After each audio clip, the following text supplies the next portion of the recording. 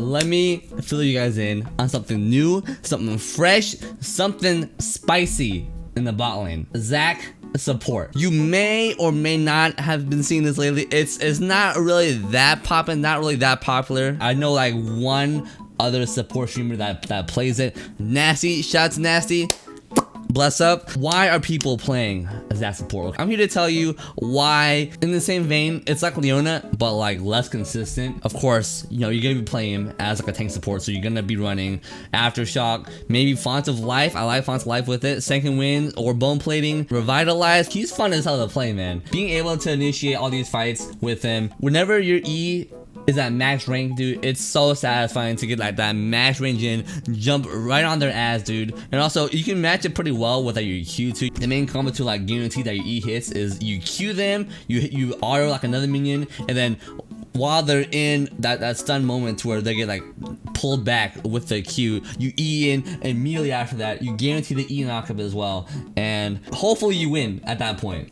Another reason why I say Zac's kind of similar to Leona is that he also has like basically 3 forms of CC, and also the kind of like extended forms of CC too, because the Q, he basically has like 3.5, maybe I think 3.5 forms of CC. His Q is a knockback ish kind of thing. His E is a knock up. His ultimate is also like a knock up / knockback, and it slows too after. In that regard, it's a little bit better actually. Also, all 3 of those CC abilities are AoE CC abilities. So with that, I mean, he has the most CC in the game. But of course, you know, with Leona's W giving her armor and MR, he is gonna be squishier.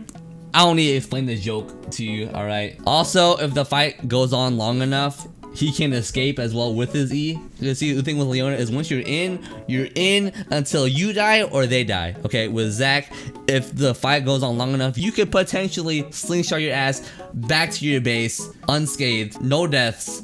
Maybe your ADC will die, but you live still. So, and I think another thing is that with the addition of the alcove, that can make for huge alcove plays, man. You can lay it on the CC pretty well. You don't have to like blow everything immediately. Kind of like what Leona does. One more thing about the Q, whenever you Q someone firsthand, you have 2 whole seconds to auto something else before the Q runs out. So that's a whole lot of time to be autoing something else to get that pullback in. So you don't really need to rush it too much for the Q. I'm telling you, this Zac support is probably the best bush control support, man. Like, think of how scary a Garen is in the bush, dude. Zac is that like tenfold. For Garen, you need a face check to get your ass beat.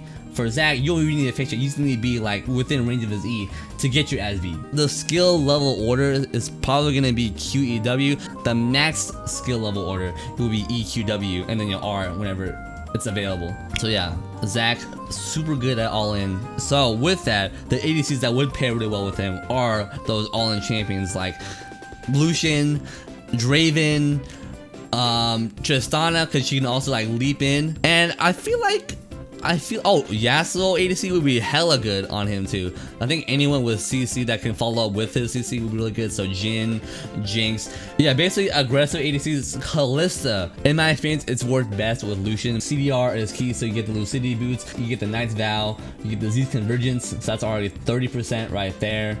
I guess you just get like another Kindle Gem just to max that CDR, and then by that time the game's probably over. And so with that, you'll have 45% CDR, which will bring your E to like, let's see, so a max rank for Zac's slingshot, it is at 12 seconds. All right, and so with 45% CDR, that's like, Alexa, what is 55% of 12? Your slingshot is gonna be 6.6 seconds of on cooldown. Okay, that's insane. You could use that like a good like 3 or 4 times in a team fight, and with that, if you land a good amount of people for each one, dude, that's a wrap for that game, man. Crazy, nuts. Another thing too, Zac works amazingly when the enemy team's trying to dive you, dude. With those blocks, with that passive, dude, it's gonna be very tough for them to kill you. Really good amount of peel for your ADC too if they're getting jumped on, because I mean you can just stay on your ADC, and if anyone tries to jump on them, you jump on them, you jump on your ADC essentially, and then you have your ultimate to knock them away from it as well. And then, dude, it's I think it's pretty good. Let me just tell you, I guess, for laning phase, you know, level 1, try to poke through Qs, maintain bush control. You can also try to ping the bushes too, that way they won't see you jumping out, but people don't really ward those bushes anyways. Also, you can use the alcove too, so you don't really need to do that anyways. And so your main power, hard engage, you can pretty much kill them level 3. Also level 2 you kill them actually. Also yeah, only engage when you know jungler isn't there, because you know, if they are there when you jump in, then you're screwed. And you know, try roam as often as you can. Even though you won't have like the Moby boots, your roams are still disgusting. Okay, your gank potential is nasty as hell. And mid game, you know, you just work on initiation or peeling depending on how fed the assassin on the enemy team is. You're also really good at catching people out. And then late game, pretty much I guess the same thing applies, I guess. Yeah, you know, initiation or peel depending on the state of the game. Give Zac support a shot. I think you'll have a lot of fun with it. I have a lot of fun with it. It's a great time when I'm playing it. Let me know how your Zac support games go. I probably suggest trying it in maybe the practice tool, like a normal game, before you go straight into ranked, because I've only had like one experience where someone thought I was trolling. But play it at your own risk, quote unquote. It's not really that troll. It's just unorthodox. With that, hopefully I'll see the video, right? Stay tuned for maybe like Zac support in a 5-minute guide or something, to where I basically lay down everything in a much shorter fashion. All this good stuff that I basically just regurgitated right here, just in a more bite-sized form. Because at the time of finishing this recording, I've been talking for 17 minutes. So maybe I'll try to put this down into a bite-sized version. In that version of it, alright? See you in the next one.